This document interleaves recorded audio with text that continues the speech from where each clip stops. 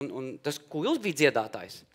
Vai tas kastrāts? Īstenībā tas, ko es dzirdēju, tas dziedātājs, tas ir kādreiz kastrēja apmēram 4000 bērnus gadā Itālijā. Lai vecāki gribēja naudu nopelnīt, tad viņi izkastrēja bērnu, viņš kļūst par kastrātu dziedātāju. Un tas bija 100 gadu vecs ieraksts, pēdējais autentiskā īstā kastrāta balss ieraksts. Man liekas, viņš diezgan tāds īpatnējs ir, bet tā laikā skaitījās skaisti. Pirms 100 gadiem. Nu, laiki mainās. Jā, bet kāpēc nē?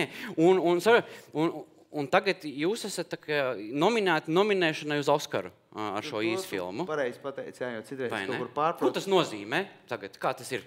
Mums līdz galam pašiem nav skaidrs. Mums Daira Āboliņa izskaidroja, ka tad, ja tu iegūsti galveno balvu kādā A-klases festivālā, tiek automātiski izvirzīts tajā nominācijā. Un tiek izvirzīts, mēs nezinām precīzi, cik filmas, un pēc tam no viņām tās 5 īsfilmas nominēs. Nu? Amizantais fakts, ko mēs esam teikuši kādam, tas būs no tās Oskartajiem akadēmijas jāskatās. Šis te? Jā, un tas ir smieklīgi. Tas ir. Principā jūs varat iziet uz tādu principu taisīt ļoti vēl dīvainākas filmas, nu, lai viņi skatās visu kaut ko vienkārši.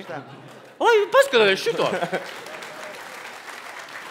Vienkārši tas, ko vajag, ir vajag labus galus A-klases festivālos visādos. Visu kaut ko var uztaisīt. Skatāties tagad. Un ja iet šito ceļu, es pat pāriet uz garajām filmām, tādām 7-stundīgajām.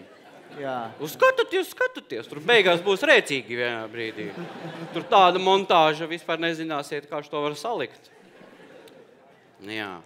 Bet kur tad to filmu tagad mēs varam skatīties? Kur jau viņi ir rādīta? Interesantākā bez tādiem, viņi ir iegūst visādas arī, tādas kaut kādas apbalvojumus, bet interesantākā lieta, ka viņi rādīt visos 5 kontinentos.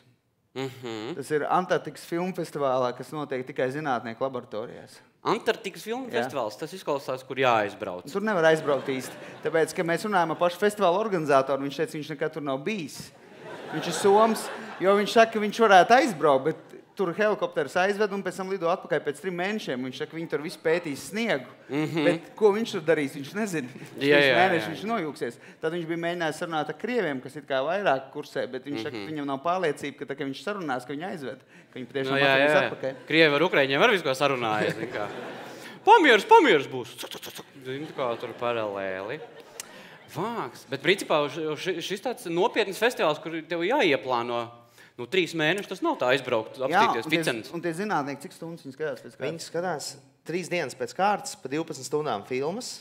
Tie zinātnieki? Tie zinātnieki, jā. Viņiem aizsūta paku ar filmām, kur viņi, un tad katrā tajā bāzes vietā, viņiem jau īstenībā ir garlaicīgi. Liekas, ka mums tie zinātniekiem tajā Antarktikā ir drausmīgi interesanti. Man likās, ka tā ir jautra vieta. Paņem līdzi distancenes. Un kāpā riņķī. Skaties, kā kūst. Mums teica, ka neesot tik interesanti. Un tad viņi sajūsmā par to filmu festivālu, ka viņiem tāds tiek piedāvāts. Un viņi skatās filmas, un tad viņi vērtē un atsūta arī vērtējumu un kaut kādu balvu. Man liekas, tā balva ir diploms tāds uz papīra lapas uzrakstīts. Uz ledus gabala. Uz ledus gabala. Tāda atver.